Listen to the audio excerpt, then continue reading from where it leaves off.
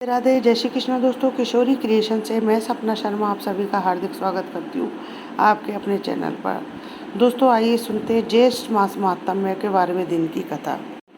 वैसे तो नहीं मानी, पर इंद्रमती ने विचार करके कहा कि संत जो कह रहा है वो सही है। तो उसने कहा कि आप जो कह रहे हो मैं वैसा ही करूँगी। करुणामय ने उपदेश दिया कि तीसरे दिन जो है मेरे रूप में एक काल आएगा और तू उससे बोलना मत, और जो मैंने तुझे नाम दिया है तो उसका 2 मिनट तक जाप करना। 2 मिनट के बाद उसको देखना है, उसका सत्कार करना है। गुरुदेव आए तो चरणों में गिर जाना चाहिए। वैसे ये मेरा इस बार केवल आदेश है। रानी ने कहा ठीक है, क्योंकि रानी को तो रानी जो है श्रद्धा से जाप कर रही थी। गुरुदेव का रूप बनाकर करुणामय वह काल आया और उसने आवाज़ लगाई, इंद्रमती इंद्रमती। इंद्रमती को तो पहले ही डर था, वह जाप करती रही। इंद्रमती ने काल की तरफ देखा भी नहीं। जब 2 मिनट बाद देखा तो काल का स्वरूप जो है बदल गया। काल का ज्यों का त्यों चेहरा दिखाई देने लगा, करुणामय का स्वरूप नहीं रहा। जब काल ने देखा कि तेरा तो स्वरूप बदल गया, वह जान गया कि रानी इंद्रमती के पास जो है कोई शक्ति युक्त मंत्र है। काल यह कहकर चला गया कि मैं तुझे फिर देखूंगा। अब तो बच गए। रानी जो है बहुत खुश हुई और फूली नहीं समाई। रानी अपनी बांदी से कहने लगी कि मेरी मृत्यु होनी थी, लेकिन मुझे जो है मेरे गुरुदेव ने बचा लिया। रानी जो है राजा के पास गई और बोली कि आज जो है मेरी मृत्यु होनी थी, मेरे गुरुदेव ने जो है मेरी रक्षा करी, मुझे लेने के लिए काल आया था। राजा ने कहा कि देवी तुम तो ऐसे ही नाटक करती रहती हो, काल आता तो क्या मैं तुम्हें छोड़ जाता? ये संत तो यूं ही पागल बना देते हैं, वह इस बात को अब कैसे माने। खुशी खुशी में जो है रानी अब लेट गई। अब कुछ देर बाद काल जो है सर्प का रूप धर कर आया और रानी को डस लिया।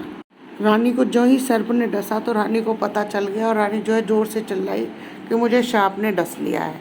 नौकर जो है भागे। देखते ही देखते एक नाली में से जो है सर्प बाहर निकल गया और अपने गुरुदेव को पुकार करके रानी जो है बेहोश हो गई। करुणामय वहाँ पर प्रकट हो गए और लोगों को दिखाने के लिए मंत्र बोले। वे तो बिना मंत्र भी जीवित कर सकते हैं, उनको तो किसी यंत्र मंत्र की जो है आवश्यकता भी नहीं है। अब करुणामय ने जो है इंद्रमती को जीवित कर दिया और रानी ने उनका बहुत आभार जताया। रानी बोली, अगर बांदी जो है आपकी शरण में नहीं आती तो आज मेरी मृत्यु हो जाती। करुणामय ने कहा कि इंद्रमती, इस काल को तो मैं तेरे घर में घुसने भी नहीं देता, तेरे पर यह हमला भी नहीं करता, परंतु तुझे जो है विश्वास नहीं होता। फिर तुम्हारे मन में तो यही विचार आता कि मेरे ऊपर तो कोई आपत्ति नहीं आनी थी। गुरुजी ने मुझे बहका करके नाम दे दिया, इसलिए मैंने तुम्हें जो है थोड़ा सा झटका दिखाया, नहीं तो बेटी तुम्हें जो है मेरे पर विश्वास नहीं होता। फिर कुछ समय के बाद रानी इंद्रमती की श्रद्धा देख करके करुणामयी ने उन्हें सार नाम दिया और इंद्रमती जो है उनसे प्रार्थना किया करती थी, हे भगवान, आप मेरे पति राजा को समझाओ, वे आपको मान जाएं और आपके चरणों में गिर जाएं, तो मेरा जीवन जो है सफल हो जाए। चंद्र विजय से करुणा में कि चंद्र विजय आप भी जो है नाम लो। यह 2 दिन, यह ठाटवात मात्र 2 दिन का है, फिर आदमी जो है 84 लाख योनियों में चला जाएगा। चंद्र विजय ने कहा कि भगवान, मैं नाम लूं कि नहीं लूं, और आपकी शिष्या को मैं मना नहीं करूं, चाहे सारे खजाने को दान करो, चाहे किसी भी प्रकार का सत्संग करवाओ, पर मैं मना नहीं करूं। करुणामय ने पूछा कि आप नाम क्यों नहीं लोगे? तब चंद्र विजय राजा ने कहा, मेरे को जो है बड़े बड़े राजाओं के उत्सव और आयोजनों में जाना पड़ता है। तब करुणामय ने कहा कि उत्सव और आयोजनों में जाने से नाम लेने का क्या मतलब है?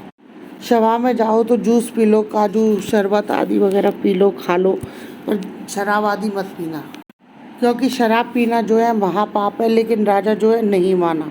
रानी ने फिर जो है राजा को समझाया कि नाम के बिना जो है ये जीवन ऐसे ही व्यर्थ हो जाएगा, आप नाम ले लो। राजा ने फिर कहा कि गुरुजी, आप मुझे नाम लेने के लिए मत कहना, आपकी शिष्या को मैं किसी भी चीज़ के लिए मना नहीं करूँगा, चाहे वह कितना ही दान करे।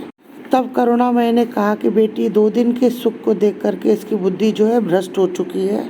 तू तो प्रभु के चरणों में लगी रहे और अपना आत्म कल्याण कर। यहाँ ना तो कोई किसी का पति है, ना कोई किसी की पत्नी है, यह मात्र 2 दिन का संबंध है। अपना कर्म बनाने को जब इंद्रमती जो है 80 वर्ष की बुढ़िया हो जाती है, कहाँ तो 40 साल की उम्र में मर जाना था। जब शरीर भी गिरने लगा तब करुणामय ने कहा कि बोल इंद्रमती, क्या चाहती है? चलना चाहती है? तब इंद्रमती ने कहा, तैयार हूँ, बिल्कुल तैयार हूँ दाता।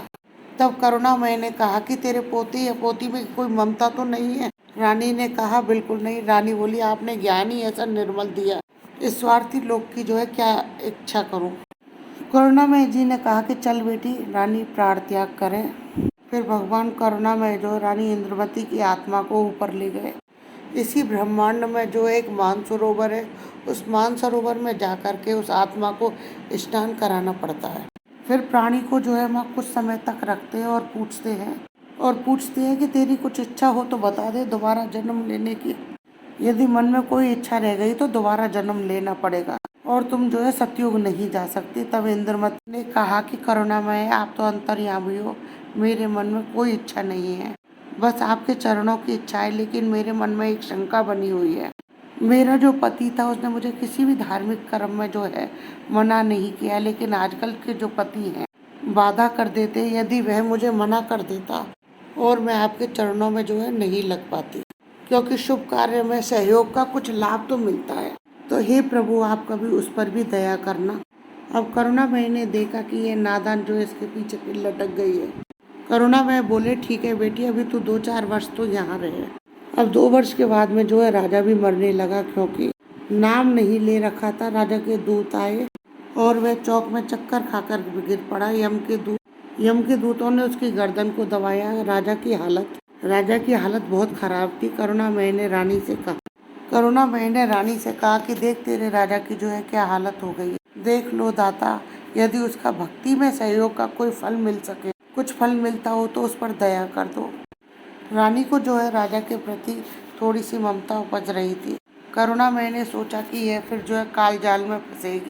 यह सोचकर मानसरोवर से वहाँ गए जहाँ पर राजा चंद्रविजय जो है अपने महल में अचेत पड़ा था और यम के दूत जो है उसके प्राण निकाल रहे थे।